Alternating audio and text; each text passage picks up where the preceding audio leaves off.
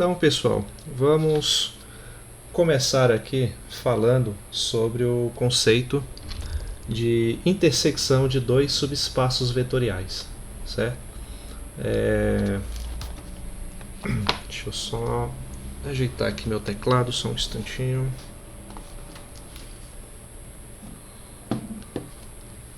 Aqui.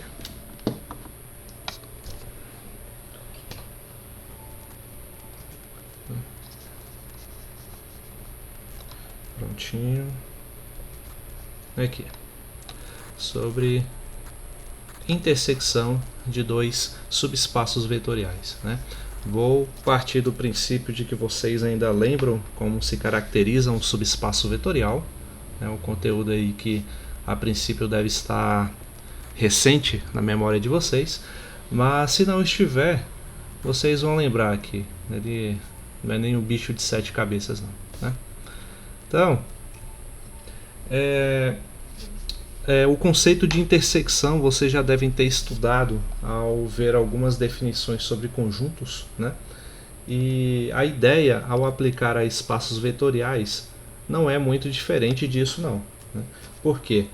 É porque a gente vai falar de intersecção entre dois subespaços quando a gente vai se referir a algo que esses dois subespaços tenham em comum, né? Então, para começar o conceito, vamos considerar aqui S1 e S2, dois subespaços vetoriais, né? A gente vai chamar de intersecção de S1 e S2 o conjunto de todos os elementos, né, que pertencem ao espaço vetorial, de tal forma que esses elementos também estejam nos subespaços S1 e S2. Tá? Então, escrevendo isso, fica assim, ó. Vou colocar aqui, sim, né? Basicamente o que eu acabei de falar, né? A intersecção de S1 e S2 que a gente vai representar com esse símbolo aqui, ó, S1 intersecção S2, certo? Essa intersecção ela é o conjunto de todos os elementos U que pertencem ao espaço vetorial e que ao mesmo tempo pertençam ao subespaço S1 e ao subespaço S2. Né? Então, a partir dessa definição, o primeiro resultado relevante que temos, ele pode ser enunciado na forma de um teorema, né? Vou colocar aqui o enunciado desse teorema e vamos demonstrar em seguida, né? Esse teorema diz o seguinte, que a intersecção, que eu vou chamar de S, tá? De subespaços vetoriais S1 e S2, que pertencem ao espaço vetorial V, é também um subespaço vetorial de V, né? Então veja que esse resultado é mais forte do que a definição anterior. Por quê? Porque na definição eu só falei que a intersecção é o conjunto de elementos desse espaço vetorial que estão em S1 e S2 ao mesmo tempo, né? Aí, com esse teorema, eu vou mostrar que essa intersecção ela é mais do que um conjunto, ela é também um subespaço vetorial de V, né? Então, como que a gente demonstraria esse resultado? Aí é aqui que eu falei que vocês, quem aí não lembrar mais de como se caracteriza, como se demonstra, né, se um subconjunto se um conjunto é ou não um subespaço vetorial, a gente vai relembrar disso agora, tá? Então, vou colocar aqui, ó, demonstração, né? E para demonstrar, primeiro vamos fazer o seguinte, né? Vamos considerar dois elementos desse conjunto S aqui, dessa intersecção S, né? Então vamos escrever assim, ó, sejam U e V pertencentes a essa intersecção S, né? Que por enquanto é um conjunto, né?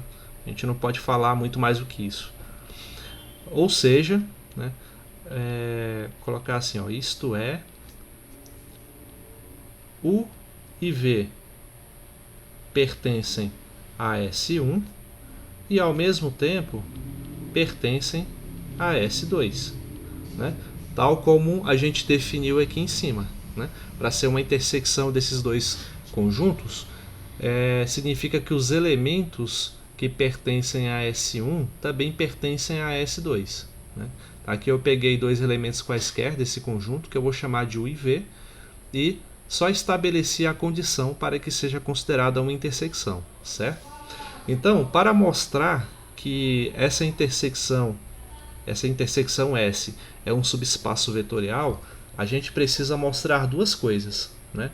Alguém lembra o que é? Quais são essas propriedades que a gente tem que mostrar para um conjunto ser um subespaço vetorial? Seriam aquelas outras propriedades? Não, é subespaço vetorial. É mais simples. Quais são as duas? A soma e a multiplicação.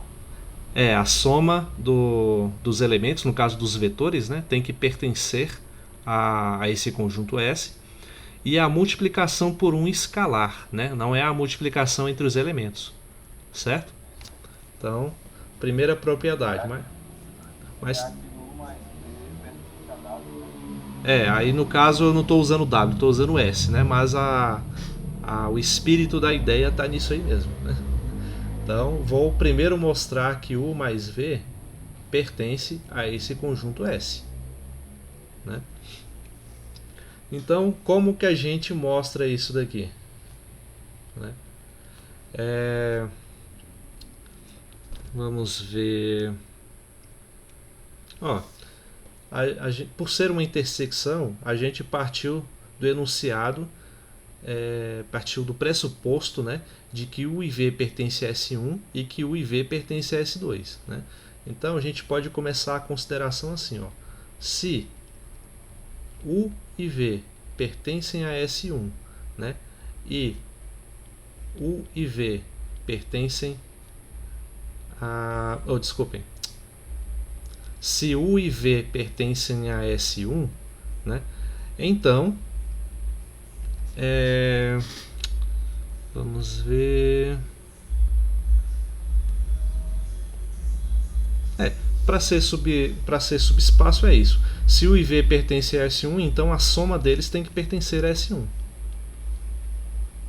Né? U mais V deve pertencer a S1. Né? E se U e V pertencem a S2, né? Se S2 for um subespaço vetorial, então U mais V pertence a S2. Né? Então,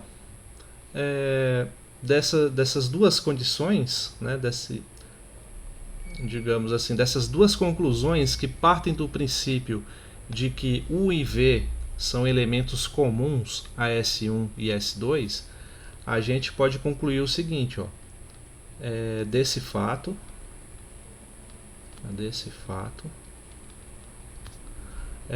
U mais V pertence a S1 e U mais V também pertence a S2. Então, portanto, U mais V vai pertencer à intersecção S, né? E S, por sua vez, como eu disse, né, é a intersecção S. É a intersecção entre S1 e S2, certo?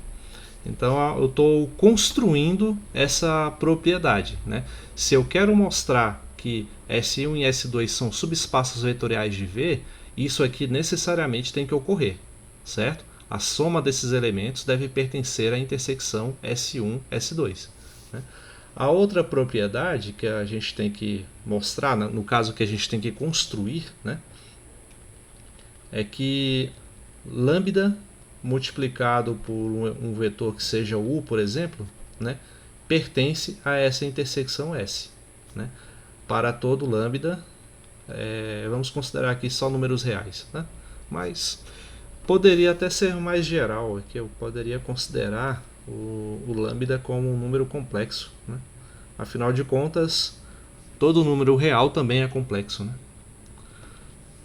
Então, lambda vezes U deve pertencer a S. Bom, sabemos, escrevi aqui tudo, né? Sabemos que, de novo, pela construção que foi feita, né, da definição de intersecção, eu sei que lambda multiplicado por u pertence a S1 e lambda multiplicado por u também pertence a S2, né? Ou seja, muito junto, podemos concluir que lambda vezes u deve necessariamente pertencer a S, pois, novamente, S nada mais é do que a intersecção entre S1 e S2, né? Então, sendo satisfeitas essas duas propriedades, a gente pode concluir que S é um subespaço vetorial.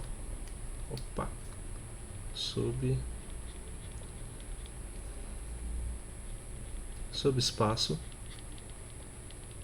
vetorial de V.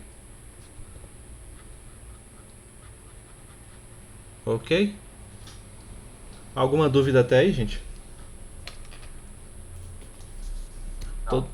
Todos lembraram aí, né, de como se caracteriza um subespaço vetorial, né? Basta que o conjunto de elementos que você esteja considerando seja pertencente a um espaço vetorial, né, e que esses elementos pertencentes a esse conjunto satisfaçam essas duas propriedades aí, ok? Então, vamos ver aqui.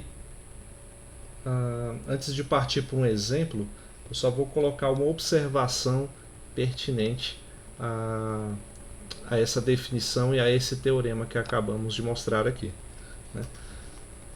Que é o seguinte: a intersecção de quaisquer dois subespaços vetoriais, ela será sempre não vazia, certo? Por quê? Porque pelo menos o elemento neutro, né, ele está lá dentro do subconjunto, ou do subespaço, né? A gente mostrou anteriormente, quando estávamos falando sobre subespaços vetoriais, que um subconjunto composto apenas pelo elemento neutro é em si um subespaço vetorial, né? Ele satisfaz essas duas condições, né? Então, a intersecção, já que essa intersecção ela, de dois subespaços é também um subespaço, ela sempre será não vazia, porque pelo menos o elemento neutro está lá dentro, certo? Então, pode ser interessante observar isso na resolução de algumas questões, por isso vale a pena deixar aí essa observação, tá? Colocando aqui, é isso aí que eu acabei de falar, ó, a intersecção de quaisquer dois subespaços vetoriais será sempre não vazia, será diferente do conjunto vazio, né? Pois o elemento neutro sempre pertencerá aos dois conjuntos, né? Então, com isso a gente pode partir aqui para o primeiro exemplo, né? Bem tranquilo, só para a gente ilustrar a ideia. A gente vai aumentando a dificuldade gradativamente, né? Embora essa parte do conteúdo ela não tenha lá grandes mistérios, não, né? O exemplo diz o seguinte, ó: seja V o conjunto das matrizes 2×2, certo? O espaço vetorial formado pelas matrizes com duas linhas e duas colunas. Aí vamos considerar um conjunto S1 pertencente a esse V, que tem a seguinte estrutura, ó. Ele tem o A e o B, né, na primeira linha, e ele zera a segunda linha, sendo que o A e B são números reais quaisquer, certo? E, por sua vez, o conjunto S2, ele tem a primeira coluna, né, composta pelos elementos A e C, e a segunda coluna 0, 0, né, onde o A e C também são números reais. Aí a pergunta é: S1 intersecção a S2, ele é um elemento de V, né? Então eu posso considerar que essa intersecção aqui pertence a esse conjunto, né? Então, como que a gente poderia resolver isso, né? A gente vai fazer a intersecção entre S1 e S2 e ver se o resultado ainda é uma matriz de ordem 2 por 2. Então é basicamente isso que o exercício pede para você fazer, certo? Então vamos fazer assim, ó. S1 intersecção a S2 vai ser igual. Como eu falei, intersecção entre dois conjuntos ou entre dois subespaços, que é o nosso caso, diz respeito a encontrar elementos que são comuns a esses dois ou mais conjuntos que estejamos considerando, né? Então, olhando assim, ó, para o conjunto S1 e S2, que tem essas duas estruturas aqui, né? O que há em comum entre eles? O que vocês identificam aí? Alguém sabe responder?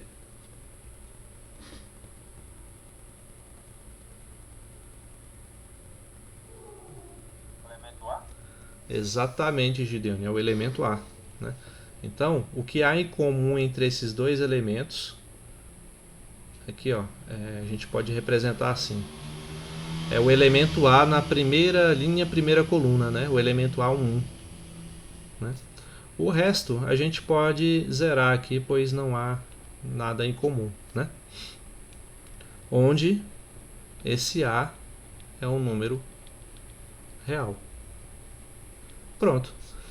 A gente mostrou que a intersecção entre esses dois conjuntos, entre esses dois subespaços, continua a ser uma matriz, onde a gente tem a primeira entrada aqui como sendo o elemento A, um número real qualquer, e todas as entradas são nulas, né? Porque a gente não encontrou mais nada que fosse em comum, né, entre esses dois conjuntos, certo? Alguma dúvida até aí, gente? Não, né? Tá, então, à medida que quando a gente for fazer lá exercícios e tudo, né? Ah, sim, inclusive eu já disponibilizei hoje a outra lista de exercícios, tá? Tá lá no Classroom, referente a esse tema e o que a gente vai estudar nas próximas aulas, né? Então, quem quiser ir se adiantando, né, fique à vontade, né? Cadê? Tá. A única observação que eu faço é o seguinte, é que a lista deve ser entregue até a data estipulada lá no Classroom mesmo, porque esse bimestre ele acaba no final desse mês, né? Aí com ele eu vou ter que fechar as notas e tudo, então eu vou precisar da lista para poder contabilizar aí a nota de vocês, beleza? Então não se atrasem na entrega dessa lista. É lista 1. Oi? É lista 1. O que tem? Aumentou o prazo para entrega? Eu tinha colocado era aquele prazo lá mesmo, né? Mas vocês podem entregar ainda. Quem ainda tiver pendente da primeira lista pode entregar ainda, tá? Eu acho que eu tinha colocado aí, eu não sei se era até o final de dezembro ou se eu prolonguei para agora no início desse recesso, mas prolonguei, né? Não, tudo bem. Mas quem tiver com ela pendente ainda pode entregar aí dentro desse prazo. Só preciso que entreguem até o prazo estabelecido lá pela lista 2, né? Porque como eu disse, o bimestre ele já se encerra agora, acho que é dia 29, né? E a gente precisa, para vocês terem as notas relacionadas a essa lista, eu preciso que vocês me entreguem, ok? Então, dando continuidade, falar aqui agora sobre a soma direta de dois subespaços vetoriais, né? Então, a ideia de falar de intersecção sobre o que dois subconjuntos ou subespaços têm em comum, né? Pode nos trazer como benefício a estender a ideia de soma que a gente tem para os números usuais, né, para variáveis e tudo mais, para essa ideia de somar subespaços, né? O princípio é o mesmo da soma que a gente usa, né, cotidianamente, mas pode haver mais abstração envolvida do que em algumas situações, né? Então a gente precisa conceituar bem essa ideia antes de aplicá-la. Então para isso, vou colocar aqui a definição, né? no que se trata a soma direta de dois subespaços. Né? Vou considerar aqui espaços S1 e S2, né?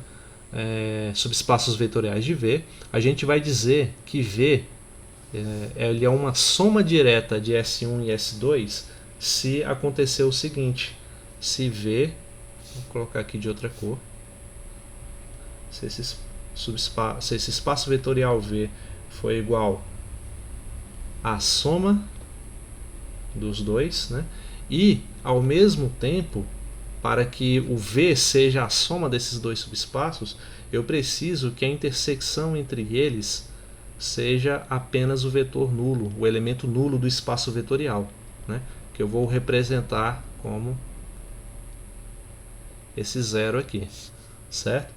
Então, novamente, repetindo, para que eu possa considerar o V como sendo, o espaço vetorial V como sendo resultante da soma de dois subespaços, eu preciso que a intersecção entre eles tenha apenas o elemento neutro, ok? Não pode ter mais qualquer outro elemento além deles, né? E a notação que a gente vai utilizar para isso é a seguinte, ó. Vou colocar aqui embaixo, vou colocar de outra cor, né? Notação.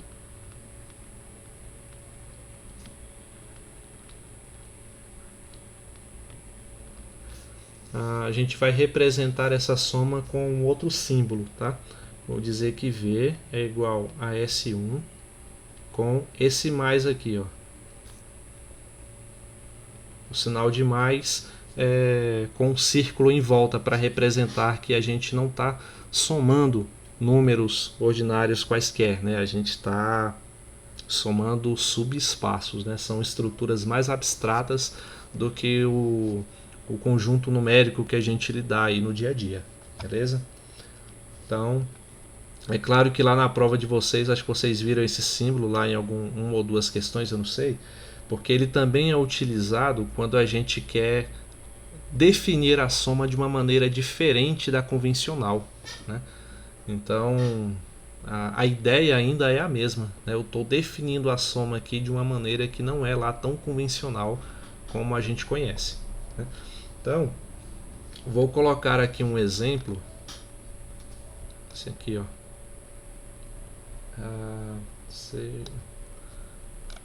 Deixa eu só colocar aqui a palavra toda. Assim.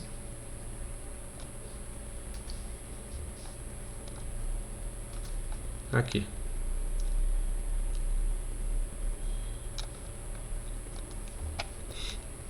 O exemplo tem o seguinte enunciado, né? Vamos considerar aqui V como sendo o R3, né? O espaço dos vetores tridimensionais, né? E eu vou pegar aqui um elemento S1 composto pelos vetores A, B e 0, né?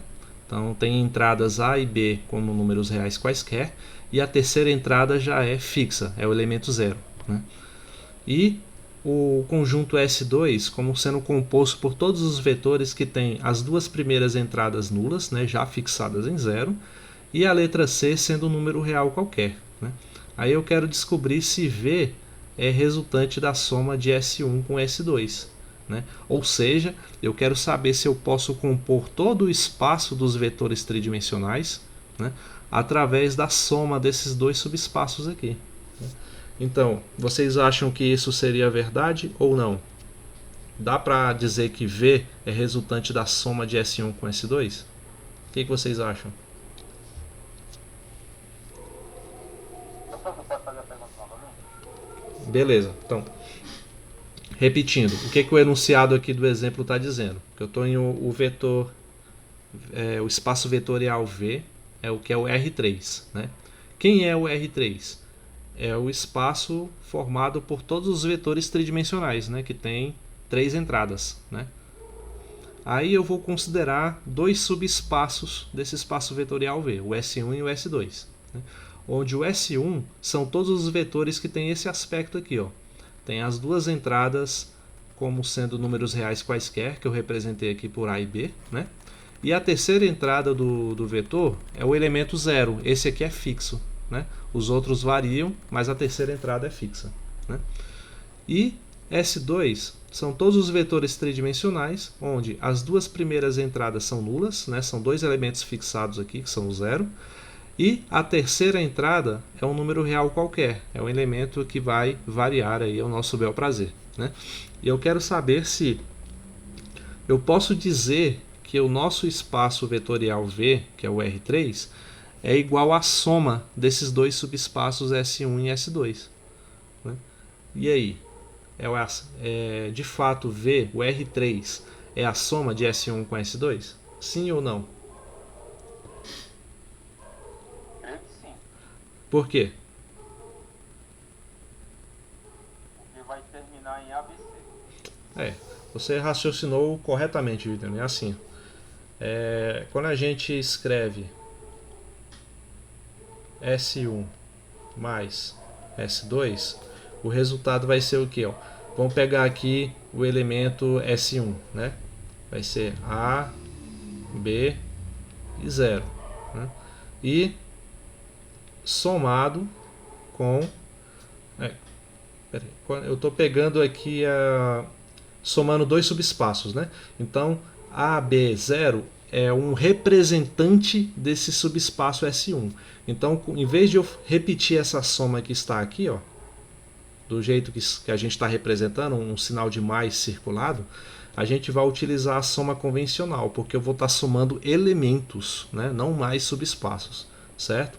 Então, A, B e 0 somado com um elemento que representa o subespaço S2, que é o 00C. Né? E o resultado disso vai ser o quê?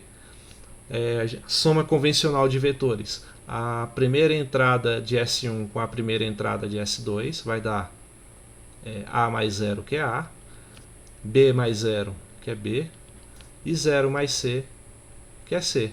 Né? Então a gente continua tendo um vetor ABC com três entradas, ou seja, esse aqui é um elemento de R3. Né? Portanto, a resposta é sim. De fato, a soma direta de S1 com S2 gera um elemento de R3. Logo, a soma direta de S1 com S2 compõe todo o espaço vetorial R3. Ok? Então, a gente pode concluir isso que eu falei e escrito dessa maneira. Né? Então, o vídeo vai estar lá disposto no canal depois, vocês podem dar uma olhadinha só para ficar com essa interpretação daquilo que a gente acabou de fazer. Certo? Alguma dúvida até aí, gente? Não? Então, vamos continuar. Então, assim como todo resultado que a gente estuda, geralmente tem um teorema, né? Tem um resultado forte embasando o que a gente está falando, nesse caso aqui também não é diferente. Né? Então, temos aqui o seguinte teorema. Se V, o espaço vetorial V, é soma direta de S1 e S2, todo elemento que eu vou representar aqui por Vzinho, né, pertencente ao espaço V, pode ser escrito de forma única como a soma de U mais W, né, onde U é um elemento de S1 e W é um elemento de S2. Né? Então, como que a gente pode demonstrar, né, esse resultado? Vamos pensar assim. Deixa eu ver. Primeiro o teorema fala que V pode ser escrito como uma soma direta de elementos, né, do subespaço S1 e com outro elemento do subespaço S2, e que essa representação é única. Né? Então, para demonstrar, vamos colocar assim, demonstração.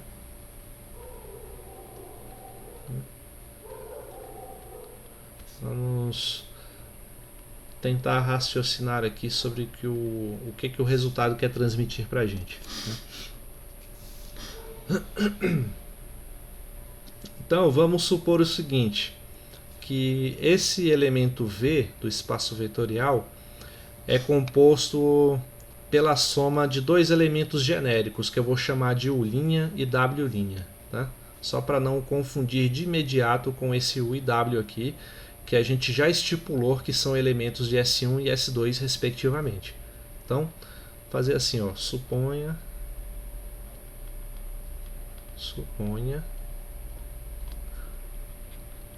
que esse elemento V é composto pela soma de U' mais W', né, com U' pertencente a S1 e W' pertencente a S2, né? Então,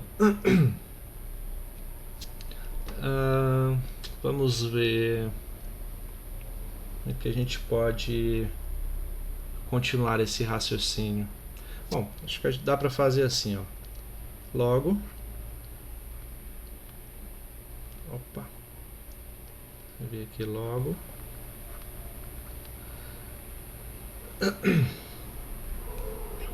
Logo vamos ter o seguinte, que U mais W vai ser igual a U' mais W', né? Então, mas se isso for verdade, a gente tem que lembrar do seguinte, ó, o que foi definido lá de início, que U mais W U mais W... Não, ainda não sei a natureza de U mais W, né? Eu não posso dizer que ele compõe o V de imediato, né? Então vamos fazer assim, ó. Eu sei que U pertence a S1 e que U' também pertence a S1.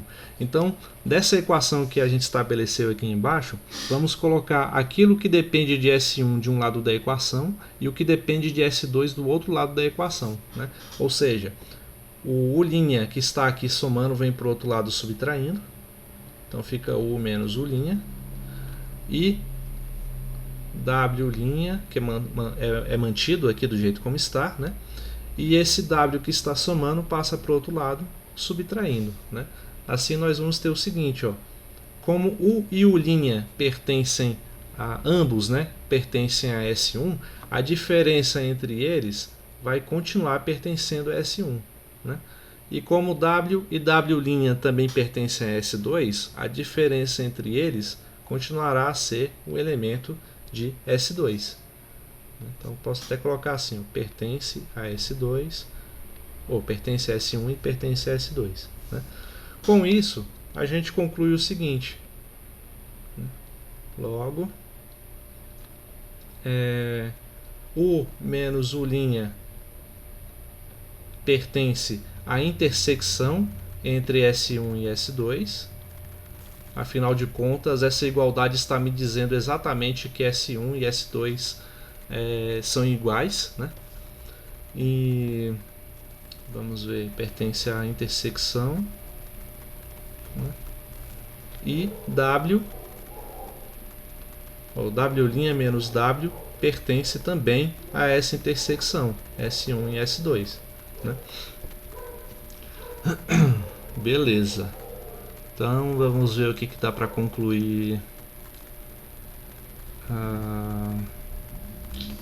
Deixa eu ver, se ele pertence a essa intersecção, né, a gente viu que para que a soma direta ocorra, né, entre elementos de subespaços vetoriais, né, a intersecção entre eles tem que ser composta apenas pelo elemento neutro, né?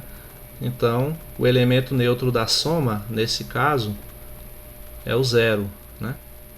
Vou colocar aqui um conjunto composto apenas pelo elemento zero, né? Essa intersecção S1 e S2 é composta por um conjunto que tem apenas o elemento zero, que é o elemento neutro, né? Essa daqui de baixo também, né?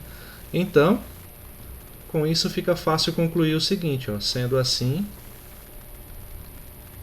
né, a gente pode dizer que U menos U' é igual a zero e que W' menos W também é igual a zero.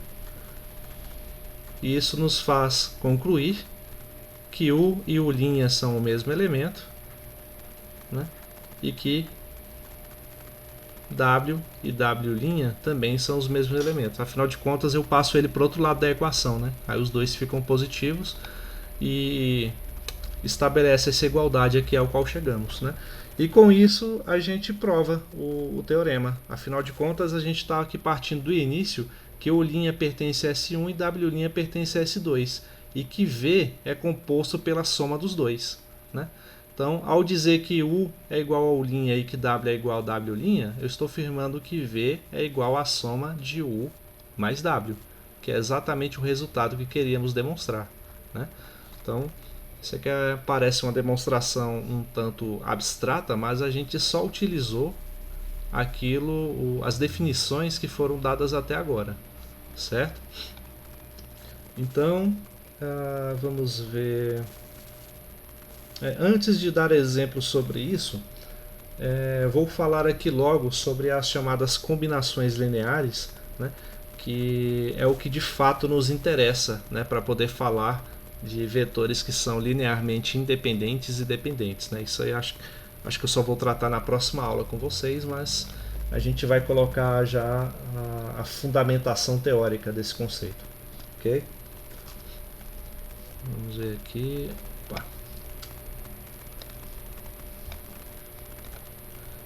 Combinações lineares.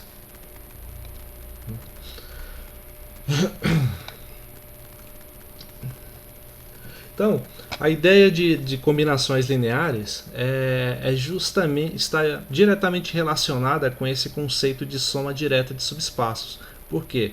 Porque assim como eu disse que um espaço vetorial pode ser composto pela soma direta de dois subespaços, eu vou poder afirmar que um elemento de um espaço vetorial, ou seja, um vetor, ele pode ser composto pela soma de dois ou até algumas vezes até mais vetores que pertencem também a esse espaço vetorial, né?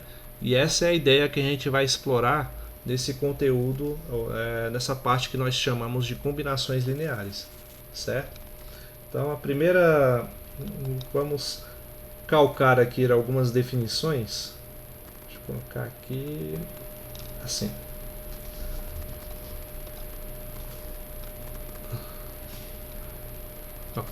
Então vamos considerar aqui os vetores V1, V2, Vn, porque afinal de contas pode ter uma quantidade de n qualquer, né? Eu não sei a dimensão do espaço vetorial que a gente está trabalhando, desse espaço vetorial V, né? E vamos considerar também escalares A1, A2 e An, ou seja, a mesma quantidade de escalares, né? A mesma ordem de escalares que a gente tem de vetores, né? Então, qualquer elemento V, né, que pertence a esse espaço vetorial, ele pode ser escrito da seguinte forma, né? Colocar aqui embaixo, colocar assim, ó, o V, ele pode ser escrito como uma combinação linear, né? Ou seja, como uma soma de V1 vezes A1 ou A1 vezes V1, né? Dá no mesmo, somado com A2 vezes V2 mais A3 vezes V3, né? Até o último elemento, que é AN vezes Vn, ok? E às vezes a gente representa, vocês podem ver em alguns trabalhos, isso ser representado com uma notação mais concisa, né? Que utiliza o somatório, né? AI, VI, né? Onde o I ele varia de 1 até N, né? Eu prefiro essa segunda notação aqui, mas as duas significam exatamente a mesma coisa, certo? Então, a gente vai poder, se isso aí for verdade, a gente vai poder afirmar que V é uma combinação linear dos vetores V1, Vn, né? Então, vou escrever isso aqui para vocês, ó. Então, isso aí que a gente acabou de escrever aqui em cima é uma combinação linear, né? Que daqui para frente a gente vai representar por essa sigla aqui, ó, CL, certo? Para não ter que ficar escrevendo toda hora combinação linear, né? Então é uma combinação linear dos vetores V1, V2, Vn desse espaço, ok? Então, antes de perguntar se vocês entenderam ou não o que eu quis dizer, vou partir aqui para um exemplo que vai deixar essa ideia bem mais clara, né? Vamos escrever ele aqui, assim, ó.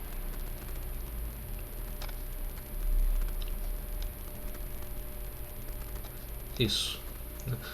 Então, o que diz o exemplo? No espaço vetorial dos polinômios de grau menor ou igual a 2, né, ou seja, de polinômios que tenham no máximo o grau 2, né, mostre que esse polinômio aqui que eu vou representar por a letra V, né, esse polinômio 7x ao quadrado mais 11x menos 26, é uma combinação linear, olha aqui a sigla CL aparecendo, né, dos polinômios V1 e V2, onde V1 é 5x ao quadrado menos 3x mais 2 e V2 é menos 2x ao quadrado mais 5x menos 8, certo? Então, como que a gente vai mostrar isso? Alguma sugestão?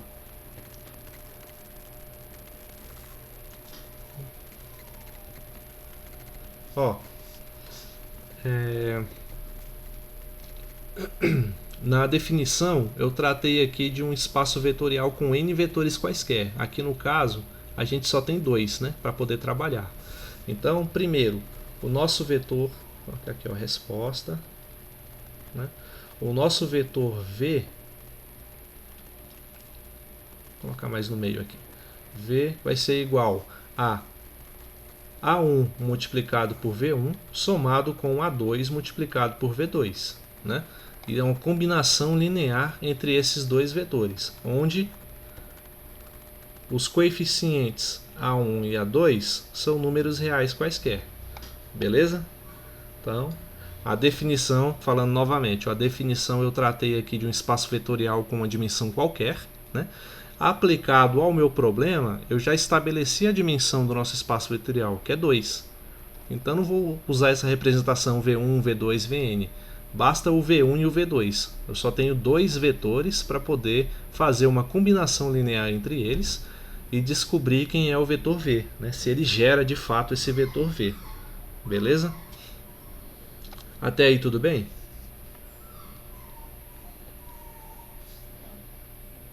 Né? Então vamos continuar. Quem é o vetor V? Ó, o vetor V, ele é o vetor 7x ao quadrado mais 11x, vou colocar isso aqui direito, 11x menos 26, vai ser igual a A1 multiplicado por V1. Quem é V1? Ó? 5x ao quadrado menos 3x mais 2, somado com... Vou colocar o A1 e A2 de cores diferentes, tá? Só para ficar mais claro aqui esses coeficientes.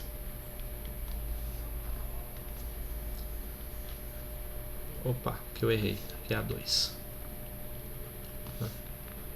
A2 multiplicado pelo vetor V2, né? Quem é o vetor V2?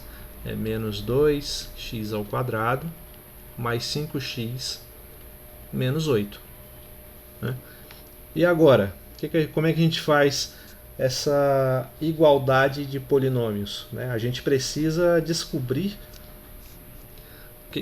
qual é o nosso verdadeiro problema aqui. A gente precisa descobrir quem são esses coeficientes A1 e A2, né?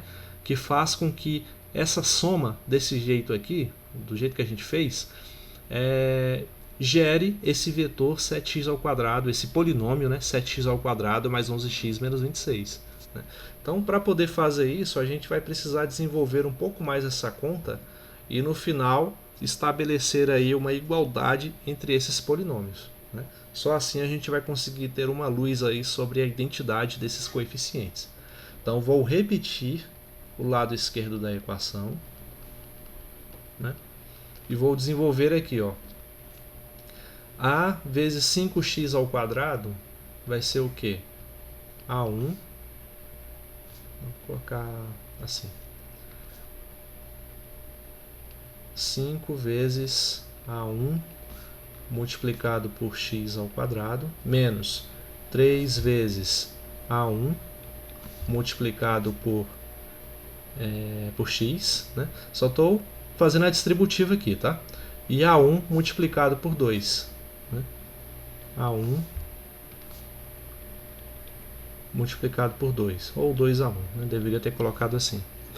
Mais não, né? No caso é menos, porque mais vezes menos dá menos, né? A2 multiplicado por menos 2x ao quadrado vai dar menos 2 vezes A2 x ao quadrado, né? E A2 multiplicado por 5x vai dar 5 vezes A2x, né? E A2 multiplicado por menos 8 vai dar menos 8A2.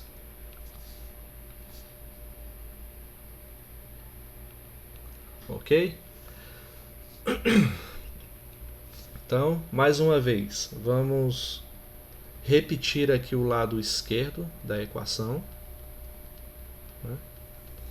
E o que a gente pode fazer aqui? Ó? A gente pode relacionar os coeficientes das variáveis que têm a mesma potência. Por exemplo, eu tenho x ao quadrado aqui, né, esse 5a1x ao quadrado, e tenho menos 2a2x ao quadrado, né? Então, o que eu vou fazer? Eu vou colocar aqui o x ao quadrado em evidência, né, e operar esses termos aqui. Eu vou fazer 5a1 menos 2a2, 5 vezes A1 menos 2 vezes A2 multiplicado por x ao quadrado. A1, A2 multiplicado por x ao quadrado, certo? E x, eu tenho aqui menos 3a1x e tenho 5a2x. Então vou fazer a mesma coisa que eu fiz anteriormente. Vou colocar o x em evidência e vou operar com os coeficientes aqui dentro do parênteses. Então vai ficar, só para não ficar com menos na frente, eu vou colocar assim, ó, 5 vezes A2 subtraído de 3 vezes A1 multiplicado por x, né? Aqui, ó, 5A2 menos 3A1. E por último, sobrou só os coeficientes mesmo, né? Sobrou aqui 2 vezes A1 menos 8 vezes A2. 2A1 menos 8A2. Beleza? Então, como é que a gente faz essa igualdade entre esses polinômios? A gente vai igualar termo a termo. Por exemplo, do lado esquerdo eu tenho 7x ao quadrado. O que precisa ter do outro lado direito? Eu preciso que esse termo que está multiplicando pelo x ao quadrado seja igual a 7, né? Para ter essa igualdade aqui entre os polinômios. Então a primeira coisa que temos é isso daqui, ó. Fazer é um sistema, isso mesmo. 5a1 menos 2a2 tem que ser igual a 7.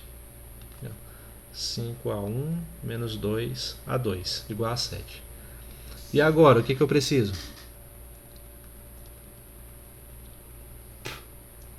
O 5a2 menos o 3a1 igual a 11. Exatamente. 5a2,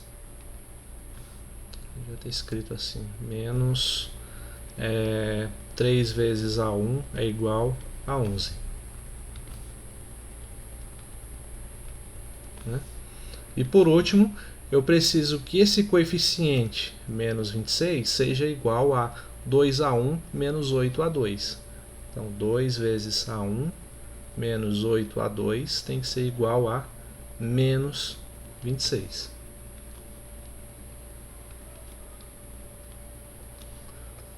Certo? E agora, como é que a gente faz para poder descobrir aí esses valores?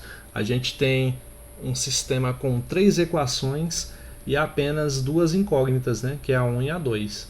A gente precisaria, para que o sistema fosse possível e determinado, precisaria ter pelo menos duas equações com duas incógnitas, né? A gente tem até mais do que isso.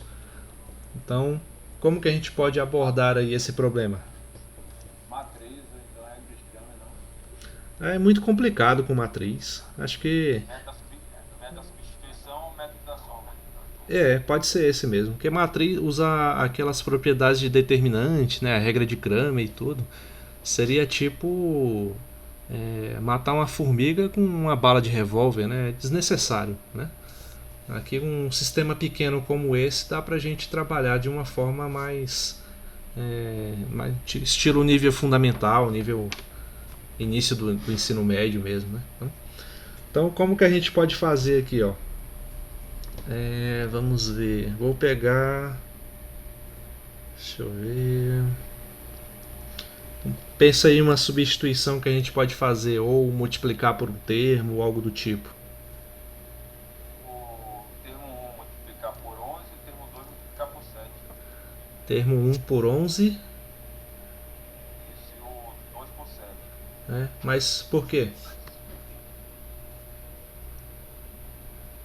Só para poder eliminar o termo. Na verdade, a gente pode fazer algo da seguinte forma: a gente pode multiplicar, tentar eliminar o A2, né, da conta, por exemplo. Ó, vamos pegar assim, vamos fazer um sistema menor aqui, ó, vai ficar menos confuso. Colocar tudo de preto mesmo: 5A1 menos 2A2 igual a 7 e menos 3A1 mais 5 vezes A2 igual a 11, né? Então, o que a gente pode fazer? Ó? Pode multiplicar. Nesse caso aí, professor, vai ficar mais fácil. Não, vou rapidinho. Tive outra ideia. Nessa segunda equação aqui, eu vou substituir pela terceira, né? Que é o 2A1 menos o 8A2, que é igual a menos 26, né? Aí a gente pode multiplicar essa primeira equação aqui por menos 4, né?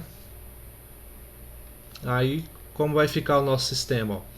Menos 4 vezes 5 dá menos 20 a 1. E menos 4 vezes menos 2 dá mais 8 a 2. Menos 4 vezes 7 dá menos 28. Né? E aqui embaixo eu só repito: 2 vezes a 1 menos 8 vezes A2 igual a menos 26. E agora basta somar essas duas equações para ver que o A2 vai desaparecer, né? Aí o resultado disso vai ser o que? Menos 20 vezes A1 mais 2A1 vai ficar menos 18 vezes A1. E menos 28 somado com menos 26 dá quanto? Menos 26 vezes 2 dá 52, né? Somado com 6, 58, né? 54? 54 mesmo?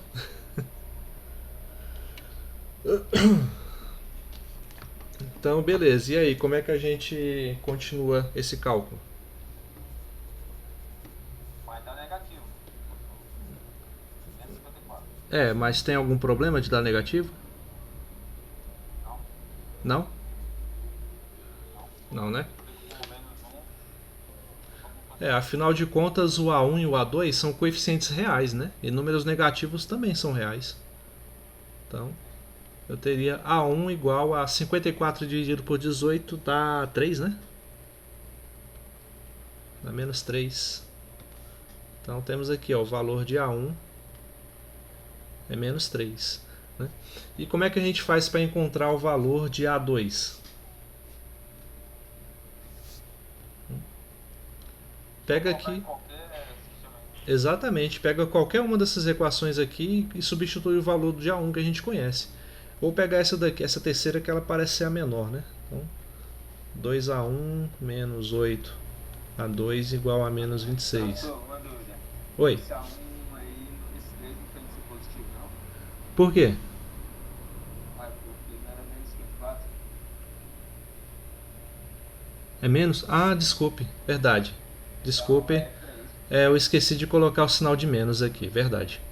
Aí menos com menos fica mais, né? Dá 3 positivo. Isso mesmo, obrigado aí pela observação, né? Então, fica 2 vezes 3 menos 8 vezes A2 igual a menos 2, né? Então fica 6 menos 8 vezes A2 igual a menos 2. E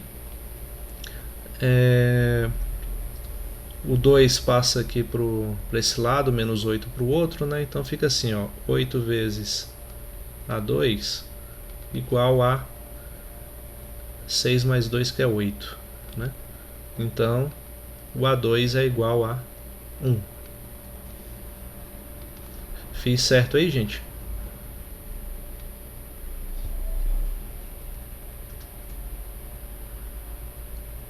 Ixi, é um pior do que o outro. Só fechar aqui a caixinha. Aí. Né? Então eu tenho os dois valores de A1 e A2. Né? Logo, com isso a gente conclui o seguinte. Ó, portanto, o vetor V... Não é igual 26, você colocou igual... Ou menos 26, você colocou igual a menos 2? Ixi, nossa, eu tô... Realmente, tem razão. É porque quando eu estava montando aqui, o colega interrompeu para falar do meu erro na outra equação, acabei esquecendo de concluir, né? Mas é isso mesmo, vamos refazer aqui. Então, fica 6, tal. Passando para o outro lado positivo, fica 26 mais 6, né? Que é 32. Quanto é 32 dividido por 8? 4. Né? Então, agora acho que está tudo certo, né? Beleza. Com isso, a gente conclui o seguinte, que V é da forma A1V1 mais A2V2. V então é 3 vezes o vetor V1 mais 4 vezes o vetor V2. Né? Assim a gente prova que V é uma combinação linear dos vetores V1 e V2. E os coeficientes dessa combinação são 3 e 4. Certo? Então, Professor, quando sim. o senhor colocou o A2 ali, o A1, já foi direto para o... Eu não sei se ia dar certo não, naquela soma barra multiplicação. Ia dar errado, no caso agora vai dar certo. Não, repete por favor, não compreendi. Na parte de cima lá, tem que dar 7 a 1. 7.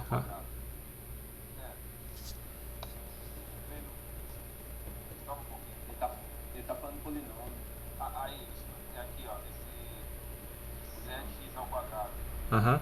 Agora vai dar 7. Sim, exatamente, vai igualar, né? Fica 5 vezes 3 dá 15, né? Menos 2 vezes 4, menos 8. 15 menos 8 que dá 7, certinho. Essa é a ideia mesmo. Com isso a gente prova, né? Sabendo o valor desses coeficientes A1 e A2, a gente mostra que V, ou assim provamos que V é uma combinação linear de V1 e V2 com coeficientes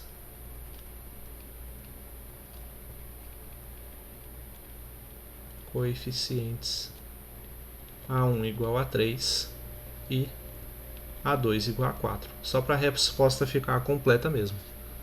Certinho? Até aí todos estão acompanhando?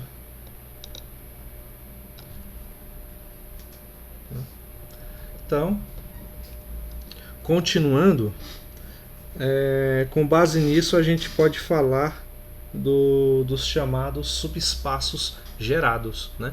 Porque com essa ideia da gente construir um vetor com a combinação linear de outros vetores, eu posso gerar subespaços através dessa ferramenta, né?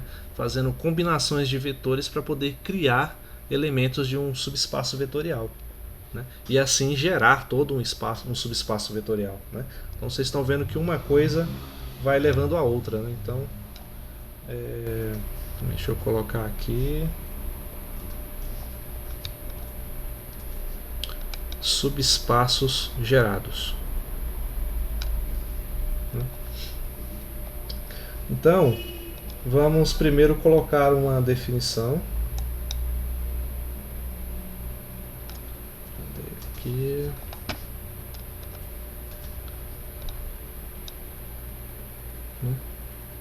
Definição que diz o seguinte. Então, seja V um espaço vetorial, né? Vamos considerar um subconjunto desse espaço vetorial que contém os vetores V1, V2, Vn, né? Então, A é um subconjunto que é composto por esses elementos, por esses vetores, né? Eu represento isso com esse sinal aqui, tá? Esse U deitado, né? Com a abertura para a direita, dizendo que A é um subconjunto de V, né? Então, o subconjunto S de todos os vetores que são combinação linear dos vetores de A é um subespaço vetorial de V, né?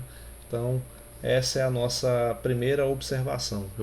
Com isso, é exatamente aquilo que eu falei para vocês. Eu posso pegar elementos de um subconjunto de um espaço vetorial, né, e com eles fazer uma série de operações de combinação linear, né, envolvendo esses elementos. E com essas combinações lineares, eu consigo gerar um subespaço vetorial desse espaço V, né? Então, quando eu faço isso, ao estabelecer essa ideia, a gente tem algumas observações a serem feitas, né? Deixa eu pegar aqui a anotação. Cadê? Tá aqui. É para vocês registrarem aí. Então, observações.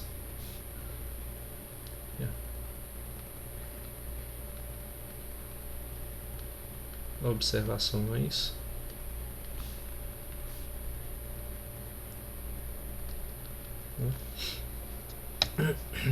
E a primeira observação é a seguinte, né, que esse subespaço, que eu chamo de subespaço gerado, né, representado pela letra S, ele é gerado por esses vetores V1, V2, Vn, ou seja, a gente pode dizer que ele é gerado pelo conjunto A, né, já que A é o conjunto que é formado por esses elementos V1, V2, Vn, né? E a gente vai representar isso. Deixa eu deu uma falha bem aqui, ó, que é para escrever por, né? E a gente vai representar isso com a seguinte notação. Vou colocar aqui de outra cor. Vou dar aqui a página assim. Cadê? Assim. S, né, que é esse subespaço gerado, a gente vai representar como um colchete, tá? É como se fosse uma representação de um vetor, né? V1, V2, Vn, mas em vez de usar parênteses eu vou usar um colchete, né? Com isso eu estou querendo dizer que S ele é um subespaço gerado por esses vetores aqui, V1, V2, Vn, ok?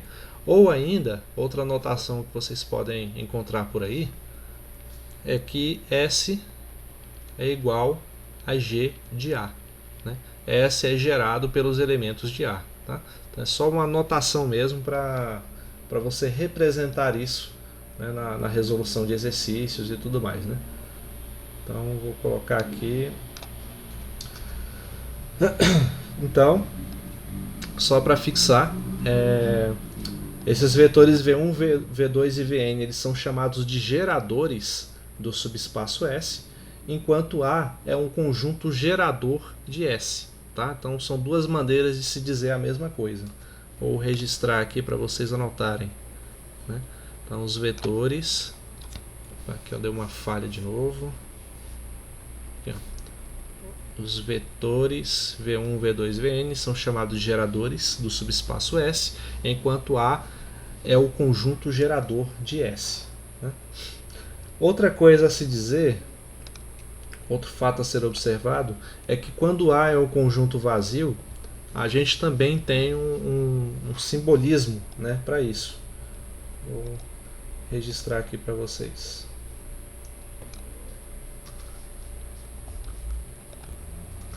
Aqui. Quando A é um conjunto vazio, a gente vai definir assim, ó, que o conjunto gerado por esse, como vou dizer, que o subespaço gerado por esse conjunto vazio é vazio, tá? Então não tem muito o que dizer a respeito, né? Outra coisa, o conjunto A ele está contido, né, nesse subespaço gerado pelo A, ok? Então vou colocar aqui essa observação.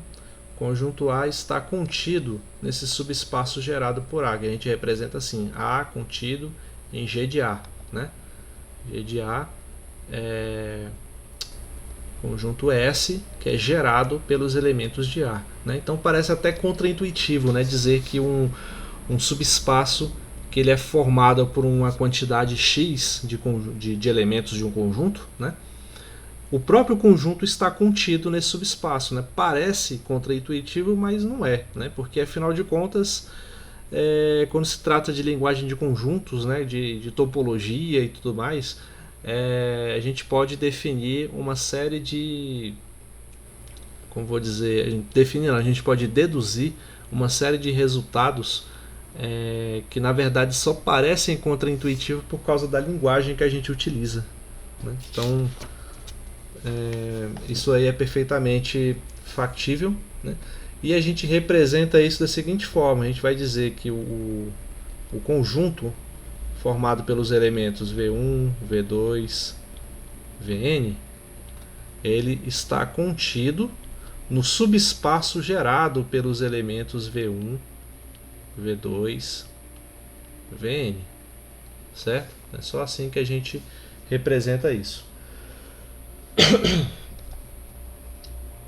E por último, a gente tem mais uma observação a fazer, que diz o seguinte: que todo conjunto que está contido nesse espaço vetorial V, né, ele gera um subespaço vetorial de V, né, podendo inclusive ocorrer que esse próprio conjunto, que esse próprio subespaço gerado seja o próprio espaço vetorial V, né? Então, registrar isso aqui, ó, quarta observação, né? Então, todo conjunto A contido em V gera um subespaço vetorial de V, podendo ocorrer desse subespaço gerado ser igual ao espaço vetorial V, né? Então, assim, mas você pode pensar, mas como assim? Se ele é um subespaço, como é que ele pode ser igual ao espaço vetorial em si, né? Mas a gente já viu lá, enquanto falava de espaços vetoriais e de subespaços vetoriais, que o conjunto, um espaço vetorial V, ele tem dois subespaços triviais, né? Que é o próprio espaço vetorial V, ou seja, o próprio espaço vetorial ele é um subespaço de si mesmo, né? E o subespaço composto apenas pelo elemento neutro, né? Esses são os chamados dois subespaços triviais de V, certo? Então, só finalizando, nesse caso A é um conjunto gerador de V, né? O G não saiu aqui, vou colocar. E para a gente finalizar essa parte, eu vou colocar um exemplo, né? Aqui, exemplo. Esse exemplo diz o seguinte: vamos considerar aqui os vetores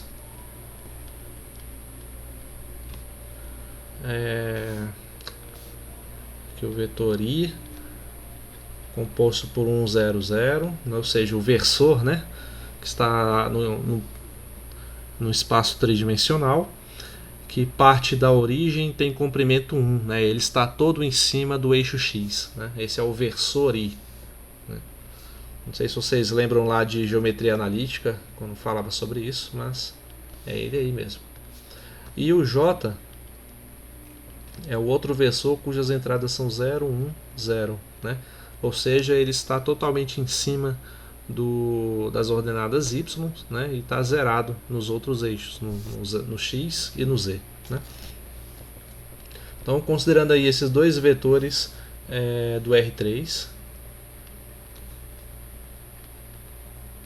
ou seja, pertencem ao R3, eles geram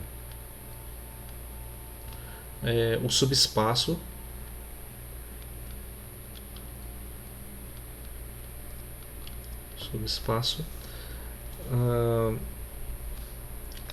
o subespaço do R3 que tem a seguinte estrutura. Vou colocar aqui com o subespaço S igual a x, y, 0, né, pertencente a R3 com x e y números reais, pertencente aos reais. Né. Afinal de contas, o x, y e 0, por que isso é verdade? Porque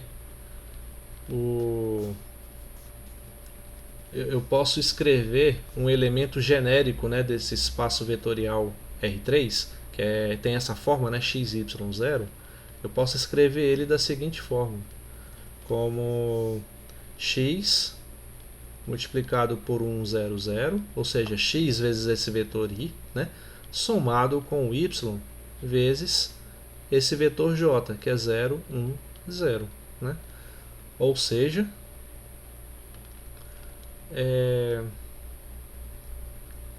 esse vetor x, y, 0 é igual a x vezes i mais y vezes j, para todo x e y pertencente aos reais. Né? Ou seja, x, y e 0 é uma combinação linear desses vetores i e j. Certo? Vocês viram por que isso ocorre, né? A mesma ideia que a gente já explorou no exemplo acima. Eu vou fazer aqui o produto, né? X vezes 1, x vezes 0 e x vezes 0. Aí vai representar apenas o elemento com entradas x, 0, 0. Né? Depois, y multiplicado por 0, 1, 0 vai dar 0, y, 0. E ao somar esses dois elementos, eu obtenho exatamente x, y, 0. Tá? Então, não fiz aí com mais passos, porque ele é meio que um exemplo bem trivial mesmo. Né? Com isso, então, a gente pode concluir o seguinte. Aqui, logo, podemos concluir que o subespaço gerado por I e J, né? Olha aqui os colchetes, né? Ai, droga, pera aí. I, J, né? Olha aqui os colchetes representando o subespaço gerado pelos vetores I e J, né? Ele é igual a esse conjunto S, né? Que eu estabeleci aqui em cima, que é o conjunto composto pelos vetores da forma x, y, 0, né? Ou seja, são elementos do R3 com x e y números reais. Tá? Portanto, S é um subespaço próprio de R3, é um subespaço gerado de R3. Subespaço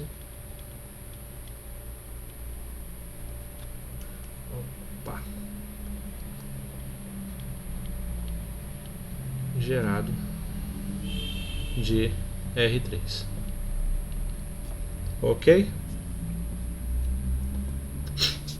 Alguma dúvida até aí, gente?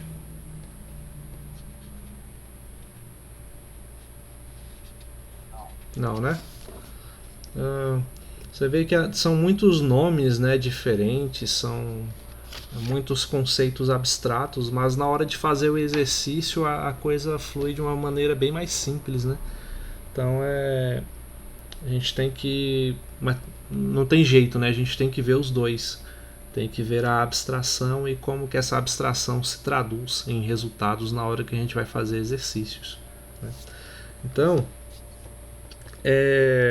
vamos ver aqui.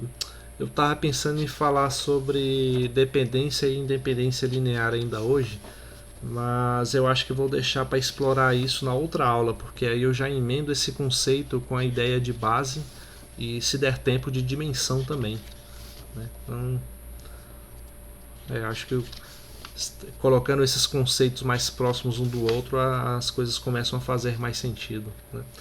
Mas então é isso.